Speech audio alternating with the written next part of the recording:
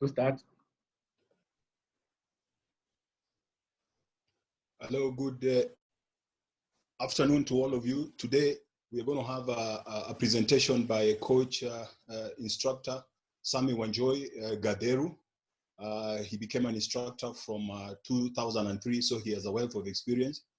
His topic today is on the basketball coach. So welcome, Sami, and take it on.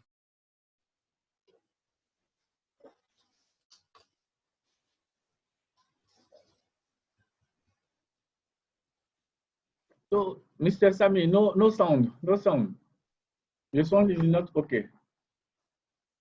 Mr. Patrick, could you help Mr. Samuel? Patrick? The sound, Mr. Samuel, is not okay.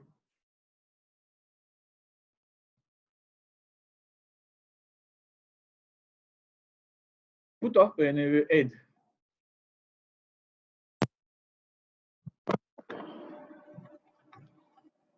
Hello? Hello? Okay. Okay. Okay. All right. Okay. It's okay now. Yes, it's okay. To be continued. Okay. So I want to share. Yes, we share. It has disappeared. Yes, your screen is very share. Oh, I'm still on the share. Yes.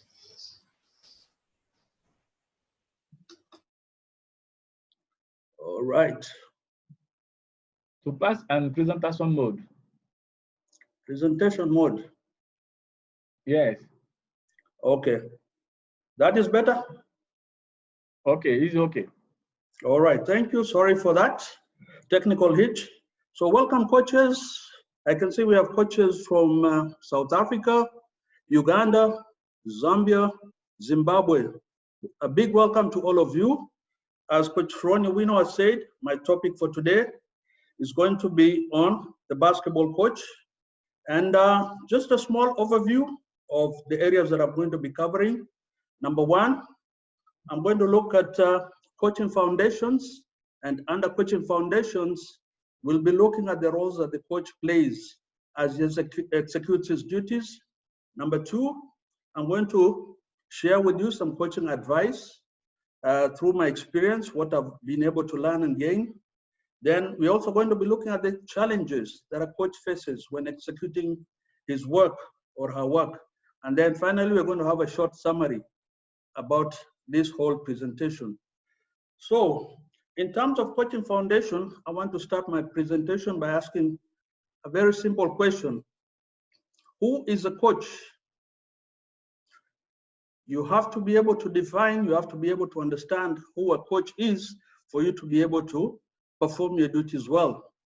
And this also, the roles about the coach performs depends on the level that you're coaching. If you're coaching at the youth level, your duties will vary from the duties of a coach for a senior team. Just to give us a brief definition of a coach, remember your primary objective is to support, to assist the player's development of the technical skills. You're trying to improve on those technical skills so that they can be able to execute them at game speed. So let's look at some coaching foundation. And number one, we'll be going, like I said, we're going to be looking at the roles of a coach.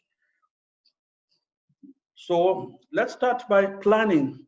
A coach is expected. One of the roles that the coach plays is a planner. You've got to be able to plan the whole season. Then you've got to be able to break that down into smaller segments from the macro cycle, which is a whole season. Then you've got to be able to break it down into smaller pieces, which is a mesocycle. And then you've got to break that again down into the micro cycles. So as a coach, you have to be a good planner. And also, remember, you also have to plan for each of your practice session. The next thing, the next role that a coach plays is you've got to be a good organizer. Now, when I'm talking about organization, I'm talking about organizing your practice session so that it flows from one drill to the next. So organize all your equipment that you're going to be requiring for that particular practice session, and also organize your drills in such a way that they flow. Now, one important thing that I would like to share with you is that for every practice session, you must have a topic, you must have a theme. You're either focusing on defense or you're focusing on offense, so that all the drills that you're going to be performing will be aligned and directed towards your whole topic. Then remember, as a coach, you have to be a good teacher. You have to be able to teach the fundamentals. You've got to be able to teach the skills that will enable those players to be effective on the court when they're competing. So out of all the roles that I'm going to present, the teacher, being a teacher is the most important role that a coach has to play. Then the next role, remember, you have to have the technical expertise to be able to know what to teach, how to teach it, and also how to share that information, to pass that information to the players. Then remember, as a coach also, you're a leader, and a leader provides direction for the team. You provide direction for the entire program so that the players know you've got to create a vision for the team and for the program.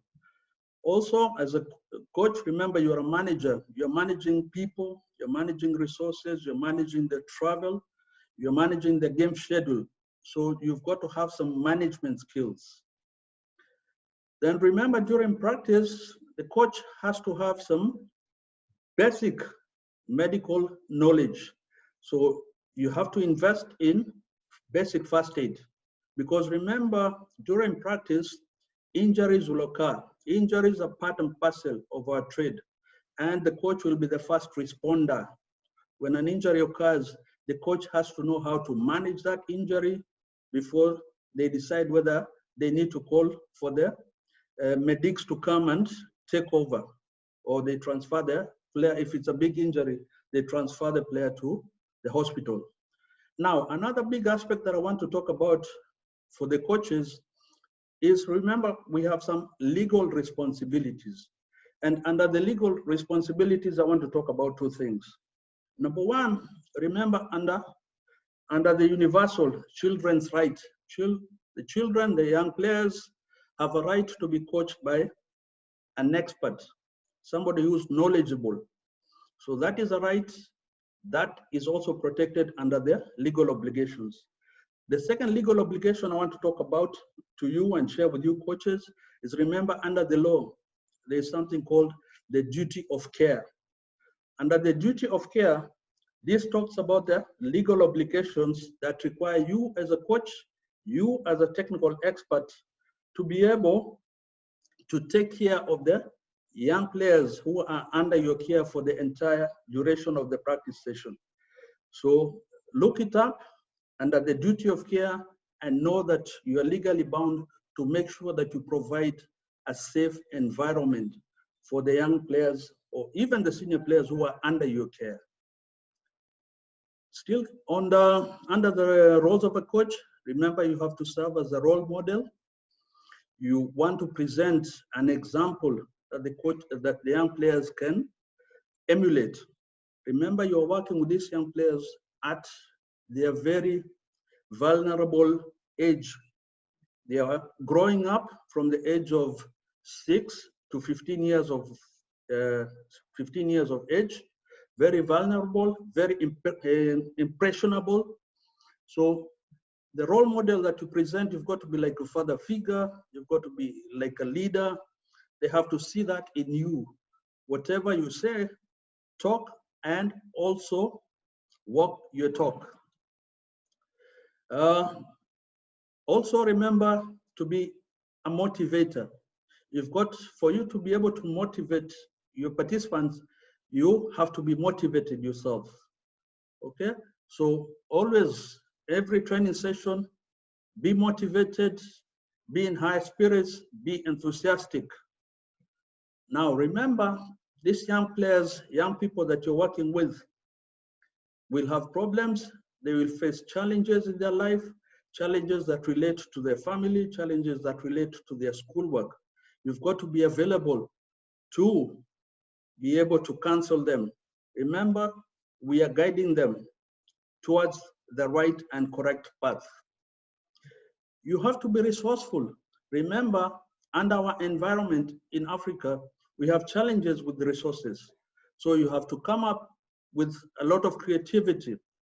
Where the challenges, if you do not have enough basketballs, then you have to come up with drills where players will remain active even with one basketball. Okay? So be as resourceful as possible. Be creative. Then remember, you also have to issue out discipline in some cases. So remember, no two cases are alike. So every case, you will judge it or you'll discipline it based on its own merit. And remember also, when you're issuing out discipline, you're issuing that to correct the players, not to punish, but to correct and improve on a habit. Remember, as coaches, we are encouraging good habits and discouraging bad habits. Then also remember, you also have to know about nutrition. You have to be able to guide and advise players on what to eat before training or before a game, what to take during the game, and also what to take after the game. But one important thing that we have to encourage our players is to stay hydrated. Even during your practice session, make sure you have a lot of water breaks so that the players stay hydrated and fresh throughout the training session.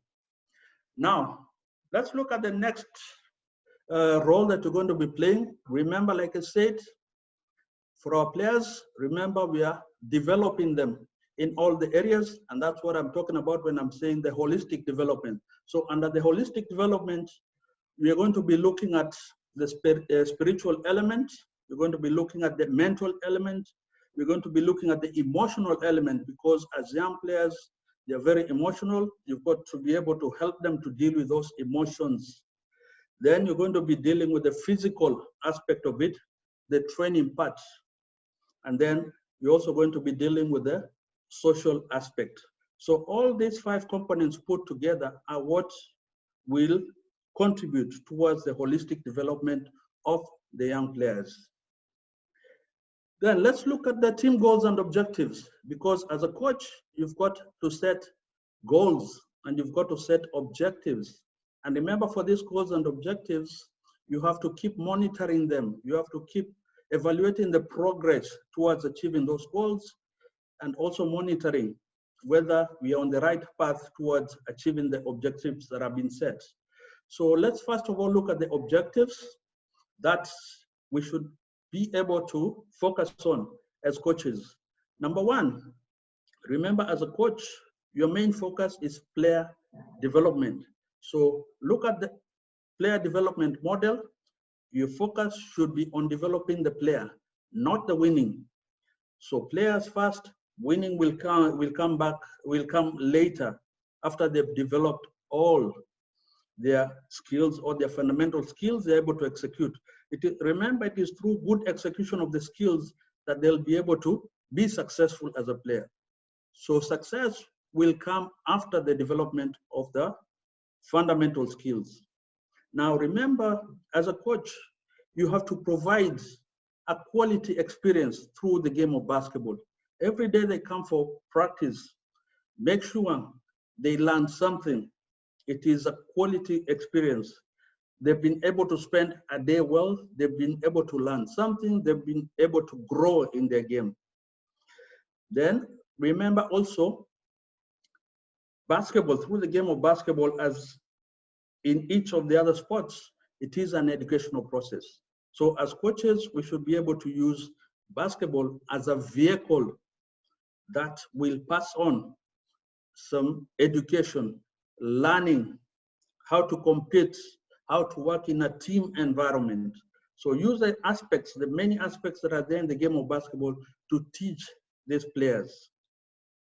And then remember, as a coach, as we talked under the legal obligation, you have to take care of the health of these players and also to develop their fitness through the exercises that you share. The health of these players is paramount. So before every practice, one of the things that I recommend is that all the players plus the technical people, they line up on the baseline, and then you walk the entire length of the court, trying to identify if there are any obstacles, if there is anything that can create an injury. You're basically looking at any hazards that may be existing on the court. So emphasize on good health and also work on developing the fitness of the player through the game of basketball. Now, remember, some people say they play basketball to get fit. I believe that you have to be fit to be able to play basketball well. All right. And then remember, for every practice session, for every game, the priority should be fun. The whole process should be enjoyable. Okay? That should be your main priority at every training session. Fun. Create an environment that is enjoyable, that is fun, that the players can look forward to every day. They have to be wanting to go to the next training session. Now, having looked at the objectives, let's now look at the goals that the coach should set for the team. And here I'm going to be looking about the SMART method or the SMART principle, and I'm going to develop on that principle a bit. So remember, your goals have to be specific on what you intend to do with each individual player and also with the team. Number two, the goals have to be measurable. They have to be evaluated. They have to be monitored on a periodic basis. Number three, they have to be achievable to the players individually and collectively as a team. Don't set goals that are too high. Otherwise, the players will become discouraged. And then the goals have to be realistic. The players should be able to achieve them without struggling a lot.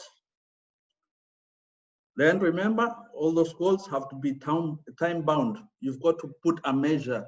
When do you expect a certain goal to be achieved within a specific time?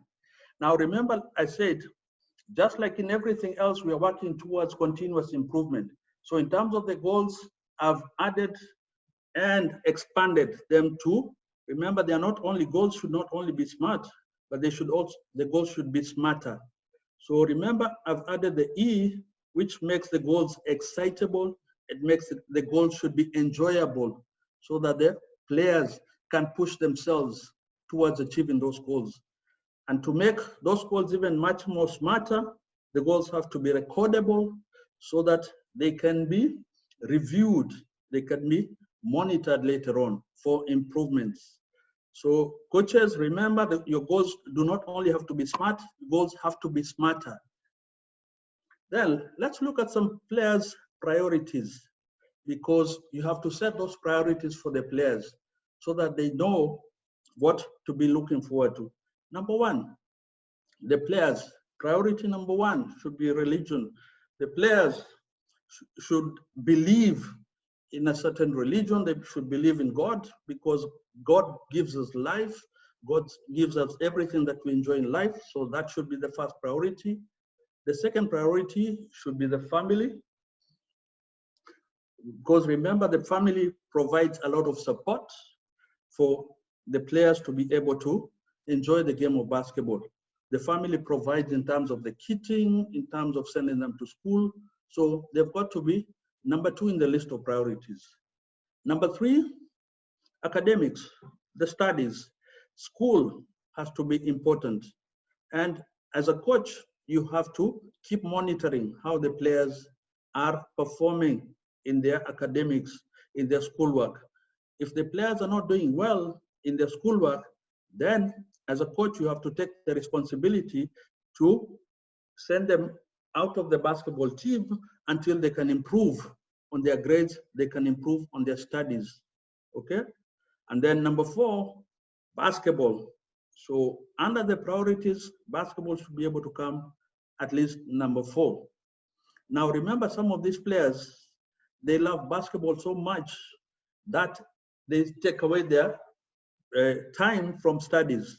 You've got to encourage them and tell them in terms of the priorities, the family comes first, the spiritual beliefs at the very top, the academics are much more important, and then basketball follows. So additionally, these are additional priorities. Again, the family. In terms of the career, remember as the players work on their schoolwork, they are also trying to identify the careers they would want to engage in. So as a coach, also try and guide them, okay?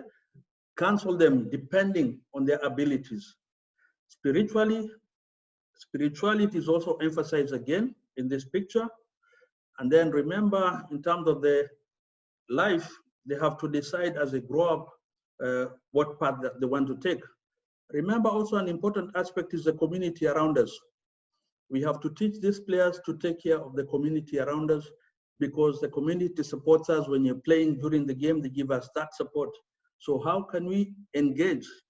And here the coach, it's up to you to organize activities where the players can go and give back and participate in the community activities. A good example that is really being encouraged is tree planting and caring for the environment. So those are aspects that we should also encourage or organize for our players to take part in as a team.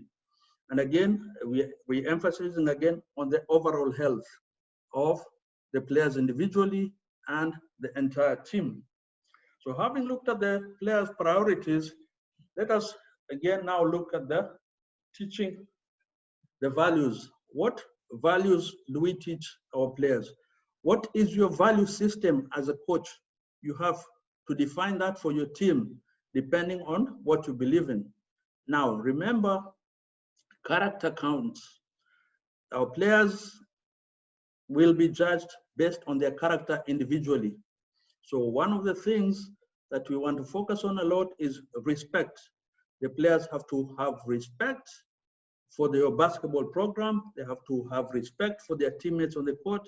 They have got to have respect for the coaching staff. They've got to have respect for the match officials. And they've got to have respect for the opposing team. We have to teach these players about integrity, the importance of integrity. Okay, everything they do should be straight. Okay, no cheating, no engaging in drugs. Okay, so we're not looking, there's no shortcut in life. Okay, so you've got to work hard to be able to achieve and progress in life. We've got to be able to teach these players the importance and the value of responsibility. Remember, as part of a team, they have a responsibility they have a role to contribute towards making the team successful. So we have to teach them that responsibility, and we have to hold them accountable towards delivering on that responsibility. We also have to teach them about honesty. Okay? If a player is late for practice, we want them to give a genuine reason. We do not want them to give excuses. So they've got to be honest in everything that they do. And then, of course, you've got to show kindness. Remember here, in terms of kindness, we're also talking about fair play. They've got to be kind to their teammates. They've got to be kind to the other team as well. That's an important value. Other values, we talked about integrity. They've got to be able to make the right judgment about decisions that may affect their life. We talked about honesty, we talked about responsibility. A key value, again, is the sportsmanship. They've got always to show sportsmanship, okay? They've got to have confidence. During the game, remember, they have to have perseverance. There are situations that will occur during the game where the players have to persevere with the situation, okay? They've got to be tough mentally and physically to persevere with that situation. Then they have to be courteous, okay? Respectful, courteous to the opposing team, courteous to the officials, okay? Now, let's look at communication. As a coach, how do you communicate with your players? Okay. Number one, one of the guidelines is that your communication should be appropriate to the level where you're coaching. If your players are very young, then you've got to lower your communication to their level. Use words that are simple to understand, words that are clear and easily understandable. So your level of communication should be appropriate to the level where you're coaching. Then remember, in terms of communication or teaching, we are using what we call the KISS method.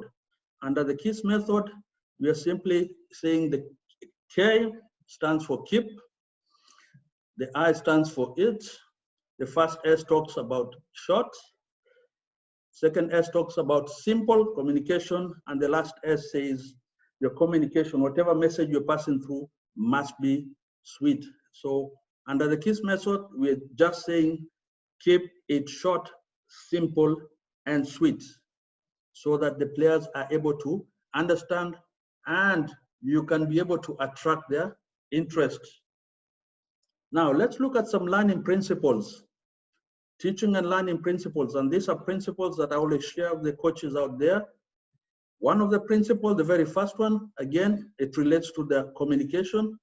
Very first principle is explanation. Whatever you're teaching, you have to explain in a simple, clear manner. And remember, at the level where you're coaching.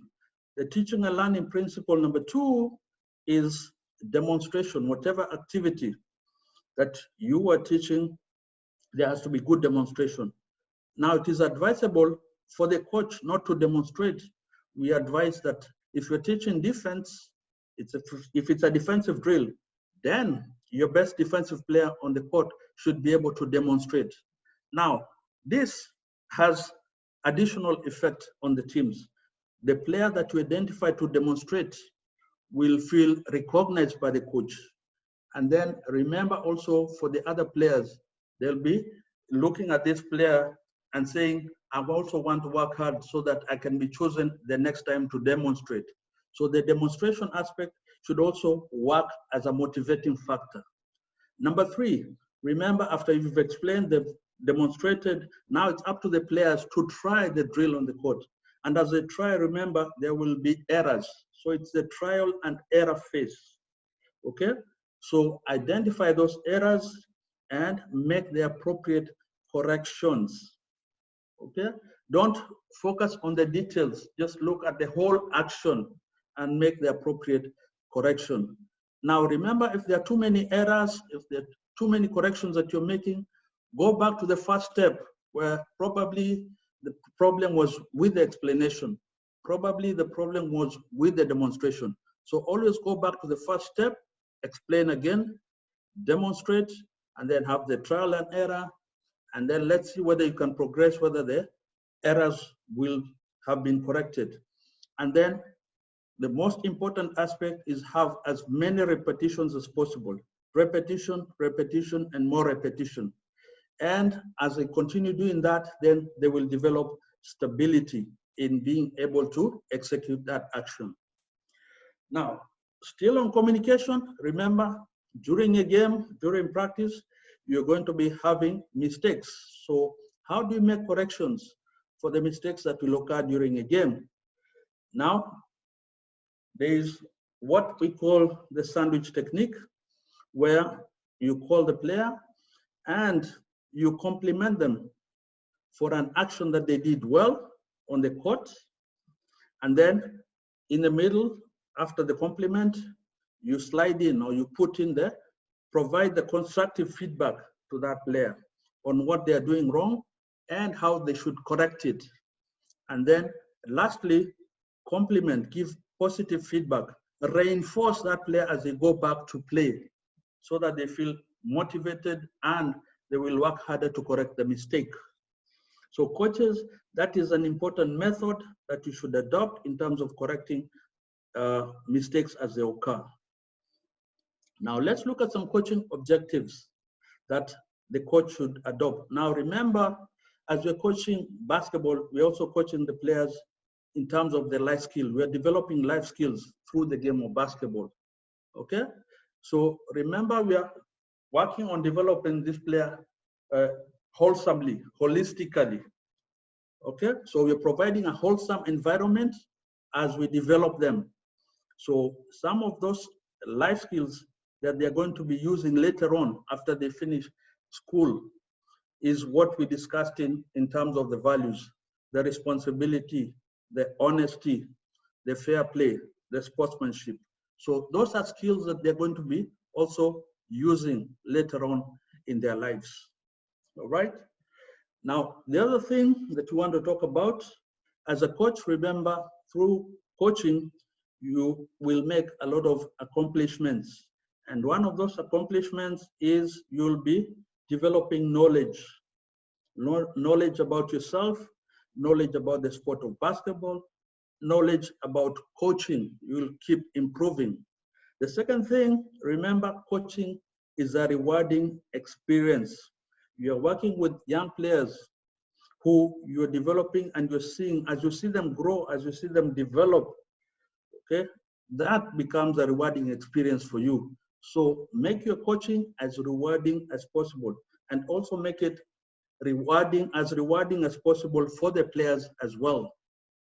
And then remember, we also want to develop successful students so that later on in life, after they graduate, they can become successful citizens. So that is a role that you can play. That is a contribution that you can make as a coach. So let's again look at some coaching objectives.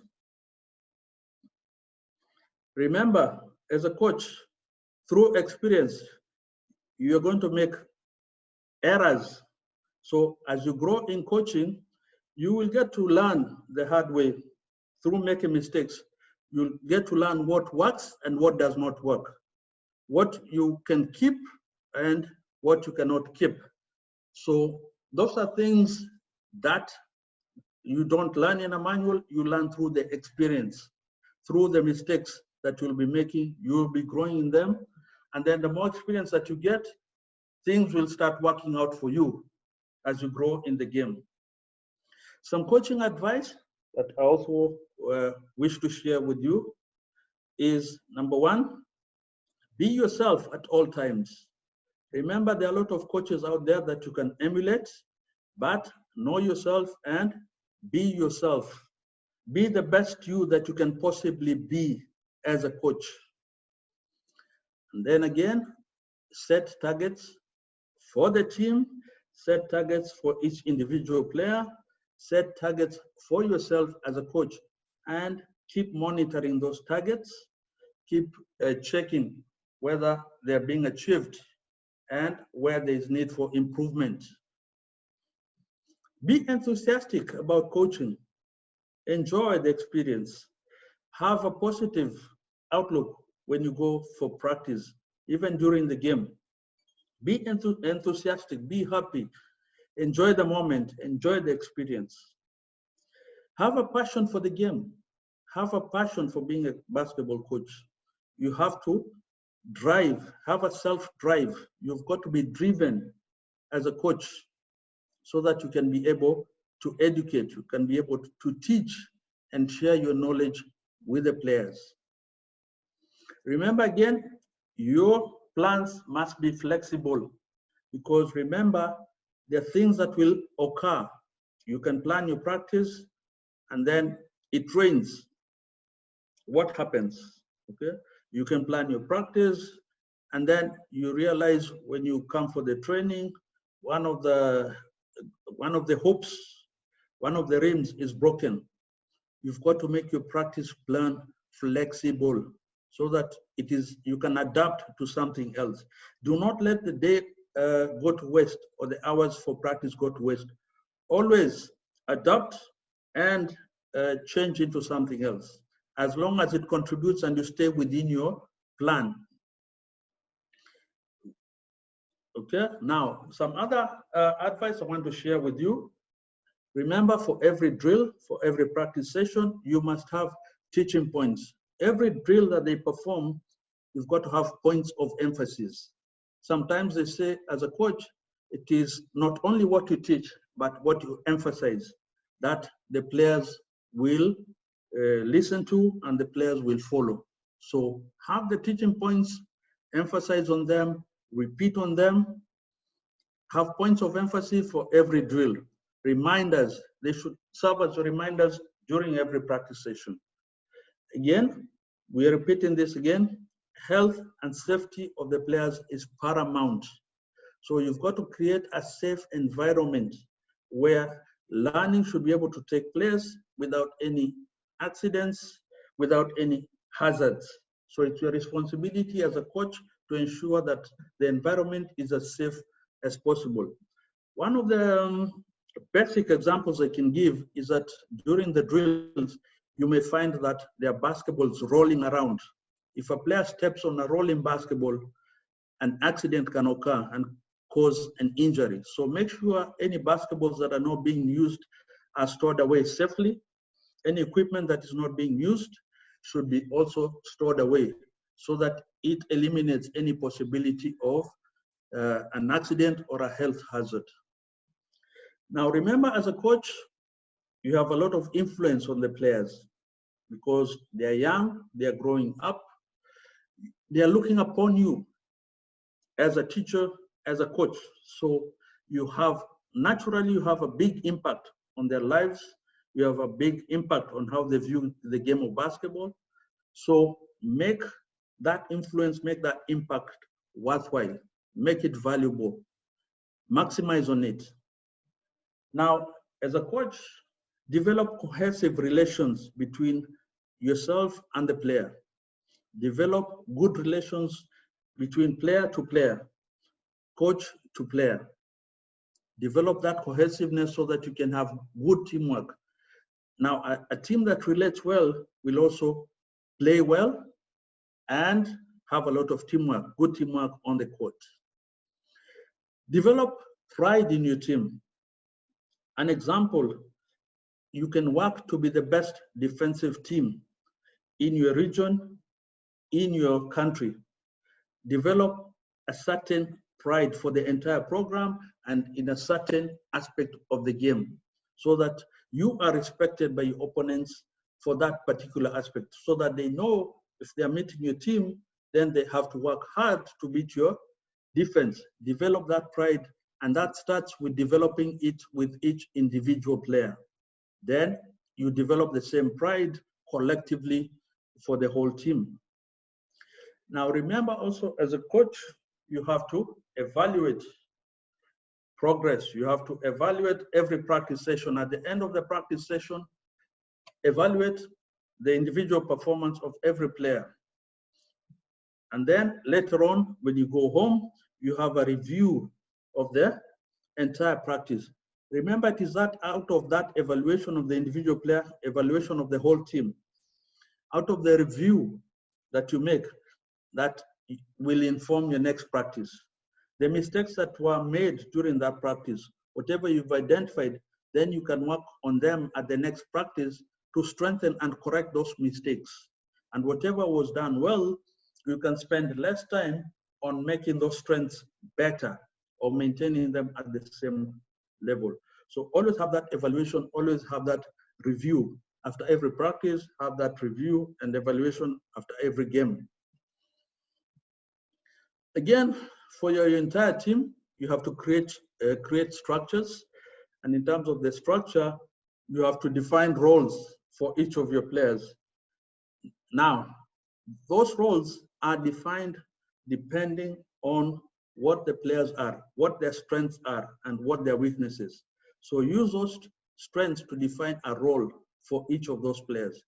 And then remember, it is the individual roles that the players will bring that will make the team collectively to perform. So identify those roles and then help the players to develop on their strengths so that collectively those individual roles, collectively the strength of the individual player will enable the team to perform and to reach its goals and objectives. Develop a team chemistry. For every team, remember they have a system of play. You've got to develop that chemistry between the players. so that the system works. Okay? Chemistry between 2 players, chemistry between 3 players, chemistry between 5 players, chemistry for the whole team, so that the system can be able to function. Remember, you want a winning effort during every practice, and you want a winning effort at every game. As coaches, we should not evaluate our success based on the table standings. Do not look on the win column only. We should be able, for the youth team, we should be able to evaluate our success based on the winning effort that the players put forward in a game, in a practice. Evaluate that winning effort, evaluate that individual effort, so that that for you becomes the success rather than the number of games that you have won. So put more effort, put more emphasis on the winning effort by each individual player and the winning effort that the team puts in collectively during a game. Now, another important aspect that I want to share with you is that as a coach, after you organize your practice session, you've got to be able to manage your practice well. Management of the practice will require that you have a practice plan that is well thought out, a practice plan that is well structured, that has time allocation.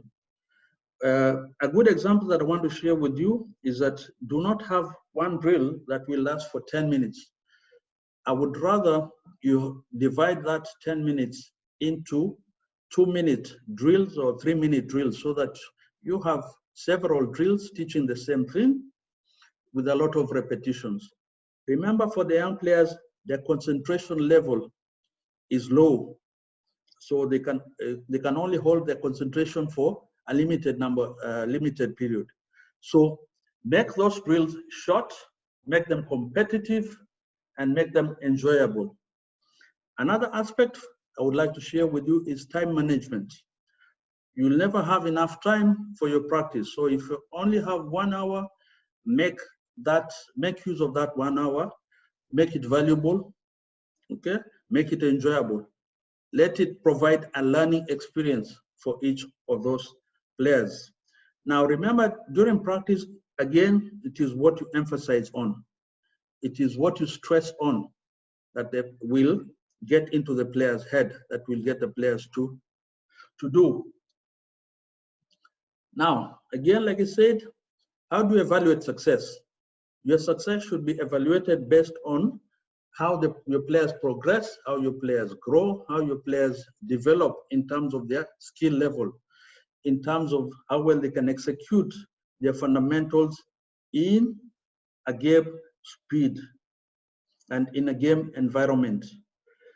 Now, also for you as a coach, keep growing in the game, keep learning.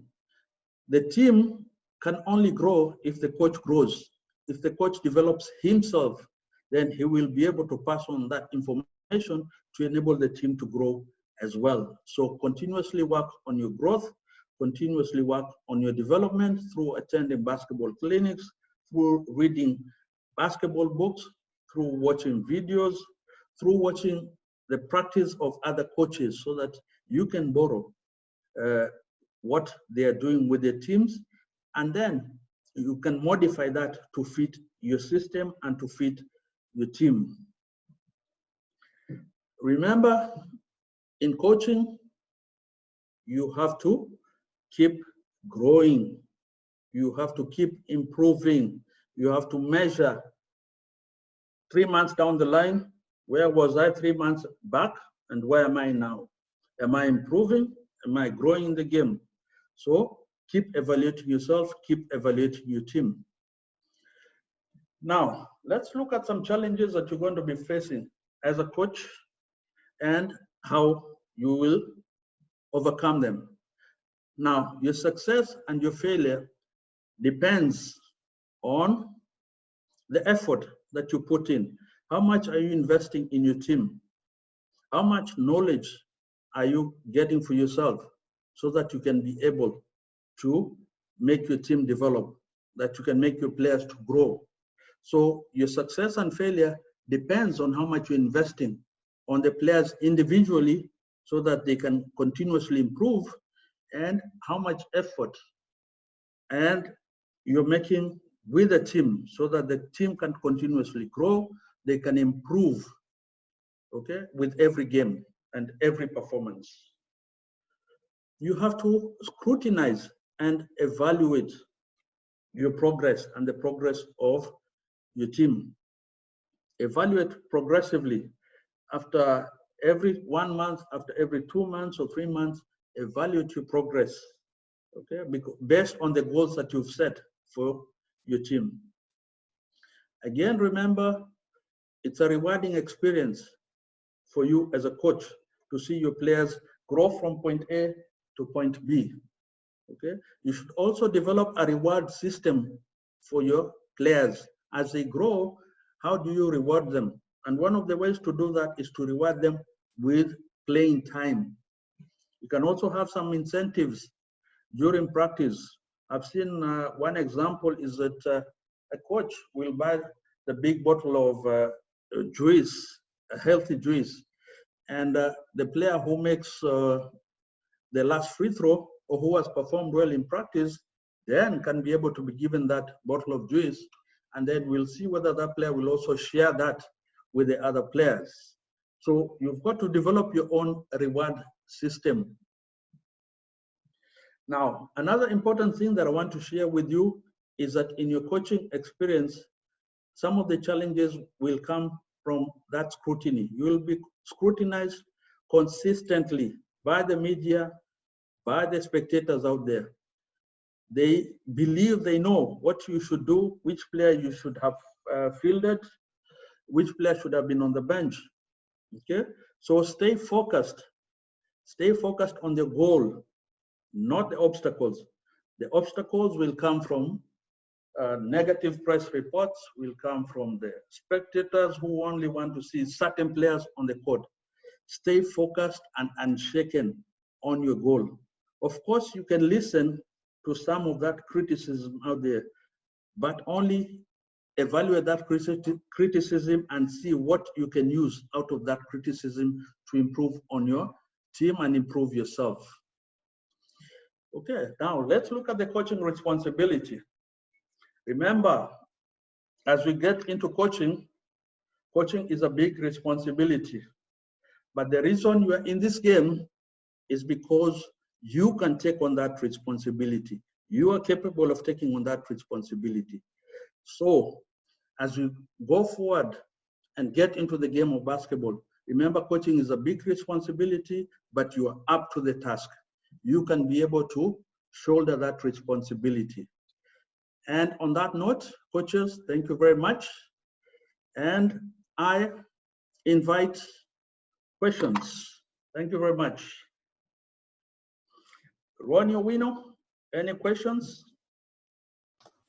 Thank you, Sammy Wanjoy, for that very detailed presentation. We have the first question from Zanella. Zanella is from South Africa and is asking, now that we have the lockdown, what about how do you communicate with the players? How do you motivate the players? Very good question. Hey, Zanella. Zanella is one of my good friends in South Africa. Coach Zanella, how are you? Now, remember with the lockdown is everywhere. Even us in Kenya, we're having that lockdown. So remember, we have to keep our players active. We have to draw a training program. And remember, for that training program, remember, because they're working from home, they're working in confined spaces. So share that with them through the WhatsApp, share with them through the text messages or through the emails, okay? So monitor that and keep them encouraged, motivate them, okay? So the motivation should come with the material that you're sharing. All right. Thank you, Zanella, for that question. Ronnie? No other question, but I'll ask you a question myself, just as the participants are writing their questions. I know this is a topic for coaching the youth, But we have a lot of coaches. We have a lot of coaches who are paid, and it operates on wins and losses. If they lose a game, if they lose a game in the season, many games, they're out of here. So what advice can you give them? Okay. Thank you, Coach Ronnie. Now, remember, as you're getting hired for that job, you have to discuss with the administration and share with them your vision for that team. You have to emphasize that for the youth team, you're working on player development. That is your primary focus. And again, like I said, through the development of the players, if they're able to master their fundamental skills and be able to execute them at game speed, it is through the execution of those fundamental skills that success will come. So success is a byproduct of good execution of the skills. Thank you, Ronnie. Thank you so much, Sammy, for that. And then Coach Kerry is asking, can you please highlight on the role of an assistant coach? Because sometimes maybe we have assistant coaches who overstep. What basically is the role of an assistant coach? Thank you very much, Coach. Like I said, remember, during my presentation, as a coach, you develop structures for your team. And within those structures, you are defining roles. And the roles are not only for players, the roles are for the coaching staff. So as a head coach, involve your assistant coaches in planning the practice session and also in evaluating that practice session. During the practice, give them responsibilities. They can take the first part of practice for the warm-up and also for the drills. And then the coach can come in for the tactical part of the practice session. So that's how you can involve your assistant coaches and help them to grow in the game. Thank you, Ronnie. Thank you so much. Angela Namirimu from Uganda is asking that there are institutions that don't want to emphasize on the issue of religion and spirituality. How do you deal with that? Now remember, whatever we are saying is just a proposal, okay? If the institution does not want to emphasize on that, then don't emphasize on that. Focus on the other aspects. Focus on the academics, focus on the sports, depending on what the institution wants you to focus on. Do not go against the institution. Thank you, Coach. Thank you so much. Then there's Paul Mwale from Zambia. He's saying, how would you discipline an extremely talented player who cannot seem to understand your methods of discipline? Thank you, how Coach. do you discipline? Okay. Thank you, Coach. Now, remember, that is a very delicate question, but it also requires the coach to make a tough decision when necessary. Now, that difficult player, first of all, you have to try and correct them, make those corrections during practice. Remember, as a coach, you are focusing on good habits and trying to eliminate bad habits. So if they do not want to adhere to the team protocols, the team guidelines, then if necessary, put them aside for a certain time, give them time to reform themselves, and then you can allow them back into the team. But again, like I said, it's up to you as a coach. Sometimes you're forced to make tough decisions. So ask yourself, are you ready and willing to make some of those decisions, tough decisions, for the good of the team? Thank you, Ronnie. Thank you so much, sir. The next question is from Jeremiah. Jeremiah says, you talked about religion. How can a coach navigate through a situation where he's dealing with different religions and maybe some people who are atheists? As a coach, how do you strike a balance? You're dealing with players of different religions.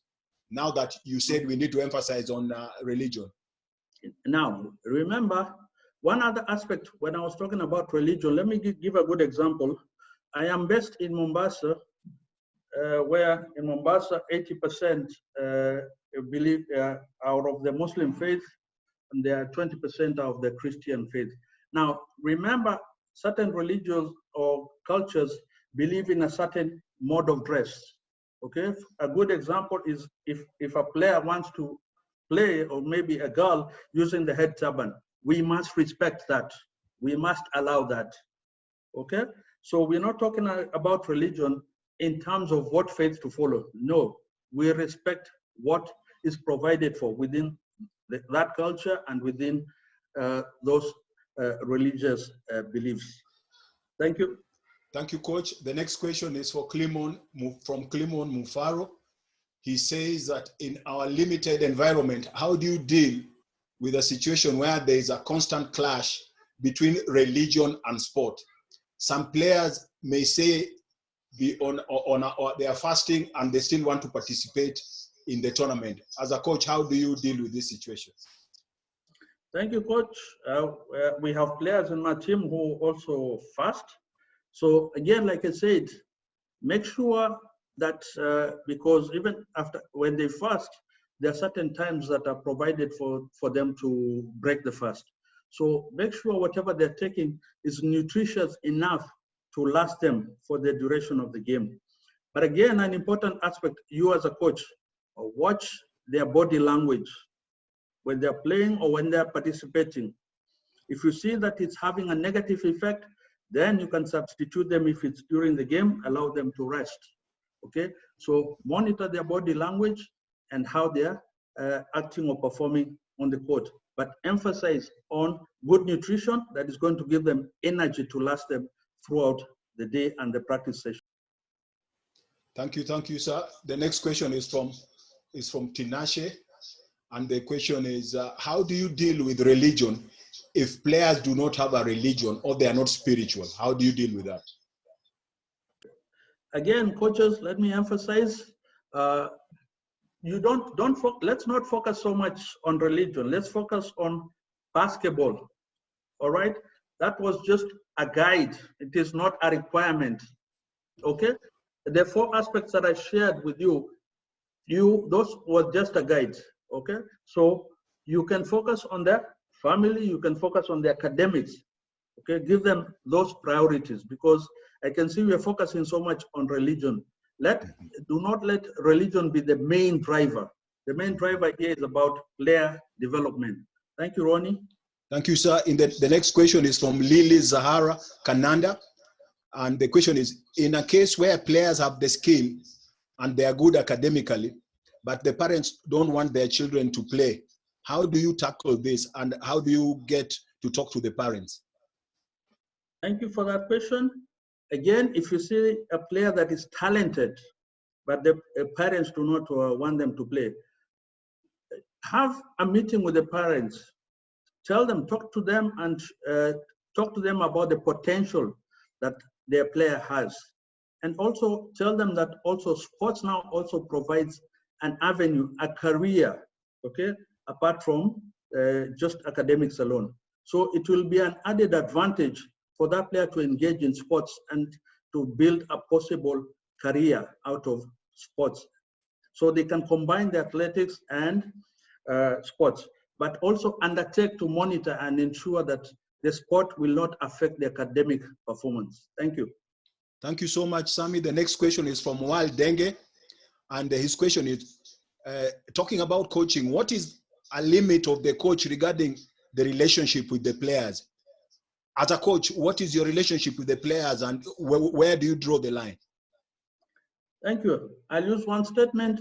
As a coach, be a friend, but do not be too friendly. You have to draw a certain lines. They've got to know what is allowed and what is not allowed. Make that very clear to the players, okay? So be a friend, but do not be very friendly, so that you remain in control and your authority is not compromised. Thank you. Thank you, Coach. The next question is from Tanzo Msundwe. Tanzo, all the way from Zambia, a good friend of mine. She asked, Coach, how do you deal with elite players when you are a young coach? How do you deal with elite players, but you are a young coach? Okay. Thank you for that question. Now, remember, regardless of your age, the players will respect you best on the knowledge and what you are teaching them on the court. Okay? So work with those players, work on improving yourself. the respect will come out of what you are teaching, what you're sharing with those players, the value you're bringing onto the team, not the age. It is the value that you're bringing onto the team. Your coaching ability will lead them towards respecting you. Cultivate that continuously. Thank you. Thank you so much. The next question. This one does not have a name. It's from the phone, but the question is, with the league going on and practice time is limited mostly to 2 hours in the evening, how do you incorporate team and individual workouts? Thank you very much for that question. I'll share with you some of the strategies we've used. With a limited time of two hours, for you to be able to work on the individual development, what we used to do is to schedule where a player that you want to work with will come either half an hour early or 1 hour early before practice starts. Then you can work with them on their individual development skills. Or alternatively, they can spend another half an hour after practice where you can work with them on their individual development. Alternatively, you can work with them over the weekends when you do not have any games. Always, as a coach, we said you have to be creative and find time to be able to develop the players individually. Or you can schedule your practice where you spend at least half an hour, 40 minutes on individual development. Thank you. Thank you, Sami. The next question is not very clear from Coach Douglas. And the question is, if you have many teams, what are the off-court drills for young players? I don't know if you have many teams or many players. I would guess probably it was talking about many players. Yes. Okay. If you have many players, one of the strategies I would recommend that you adopt is the station drills, where you have station drills and you have players working at every station on a different drill, on a different fundamental. So those station drills will also help you to be able to work on more players and have those repetitions and put in the work at the same time. Thank you. Thank you, Sami. The next question is also, there's no name, but it's from the Galaxy phone. How do you deal with parents who believe their kid is the best and should get the most playing time, or else they don't bring their children to the game? Thank you, Ronnie. Although we emphasize that these coaches do not use the names of their phones, they should use their real names. Yeah. Now, for those parents, please, like I told you, stay focused on your goals. Let the parents know that you are working on developing the whole team. So you have limited time during the game, and you're trying to share that time with every player on the team. Let them learn that, talk to them about your approach. Let them respect that, as long as they know what you're working towards. Thank you. Thank you, Sami. The next question is from Fire Tablet. I don't know if that's the real name. Is trash talk good for developing players? Is trash talk good for developing players? Are monetary rewards good for players as a motivation based on most rebounds, points, and assists? Thank you. Again, I emphasize you should be using our real names, not the names of our tablets or phones. Now, trash talk should not be encouraged. Remember, we are talking about developing good habits and eliminating bad habits. Trash talk should never be allowed at any level, okay? Now, on the second question, there are many ways to reward the team. Monetary should be the last one, okay? For the young players, you can invest in their education. You can buy them books, you can pay their school fees, you can buy them some basketball shoes. Let monetary rewards be for the senior teams. Thank you. Thank you, Sami. The next question is from Joseph Odera, all the way from Nairobi. His question is, how do I deal with a player who does not perform well in school, but never misses training and does well in basketball and follows all the team rules? Thank you. Again, like I said, thank you, Odera, for that question. Like I said, at some point, you've got to make the tough call. The academics, the school comes before basketball. So emphasize they have to improve on the academics. One thing you can try to do to help them is to get a teammate who is good in school in that particular subject. Let them help this player who is having challenges. Alternatively, you can talk to the teacher in charge of that subject to be able to create time after classes to be able to help this player to grow. You've got to find a way for this player to improve, but the priority should be on academics, not on basketball. Thank you. Thank you, Coach. The next question is from Ramadan Jaruman. And the question is, do you think it's necessary to tell parents to keep off the basketball area to avoid the kids from losing concentration?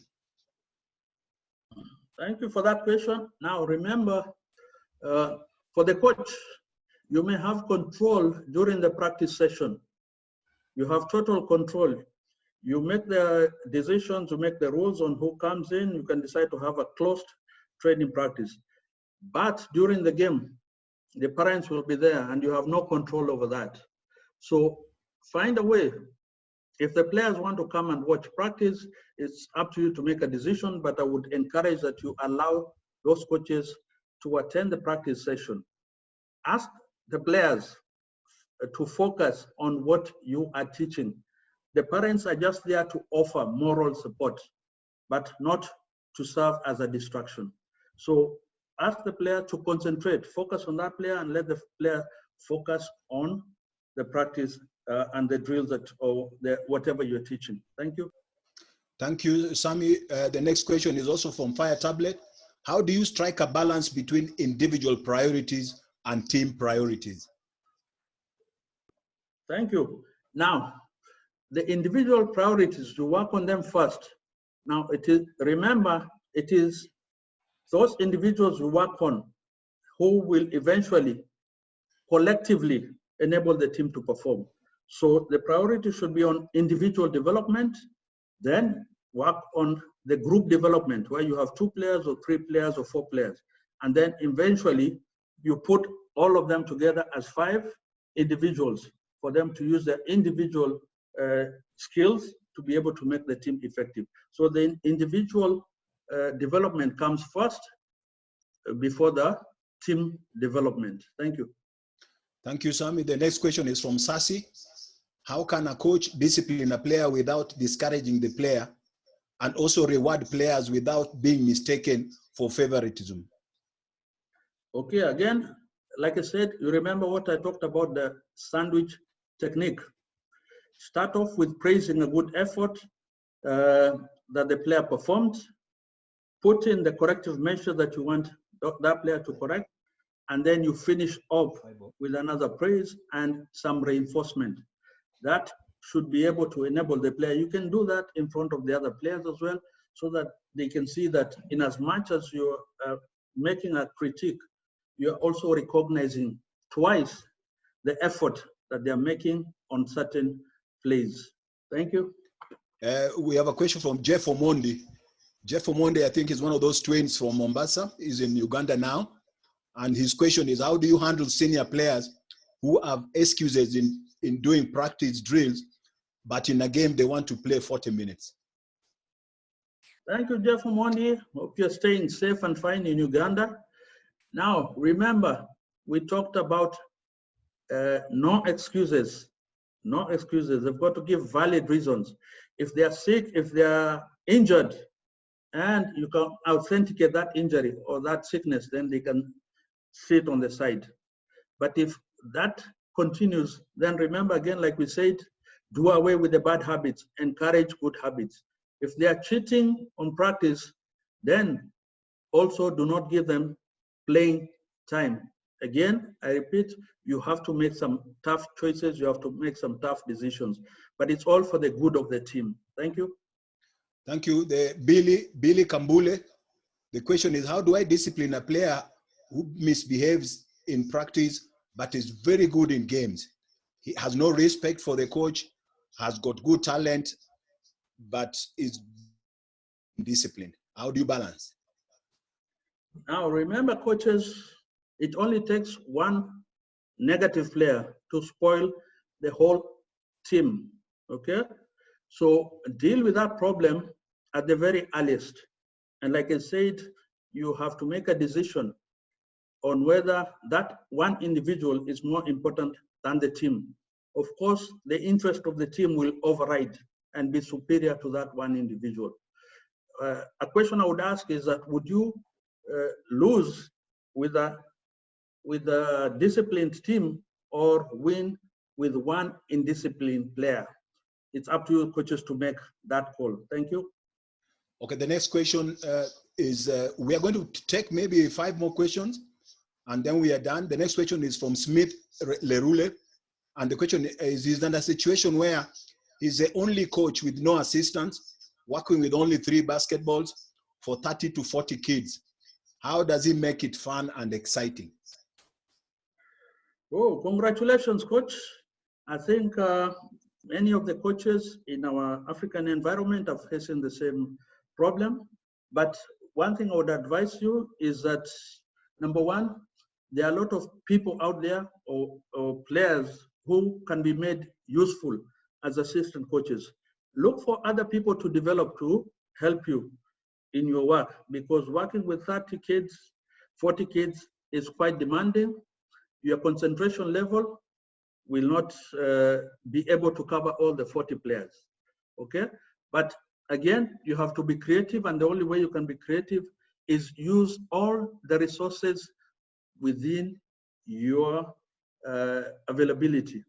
Use the lines on the court, use any extra space on the court to try. The most important thing is to try and keep those players busy, keep them active, keep them learning. But again, like I said, you have to identify other people to help you. You cannot handle those players effectively on your own. That's a very big group. Thank you.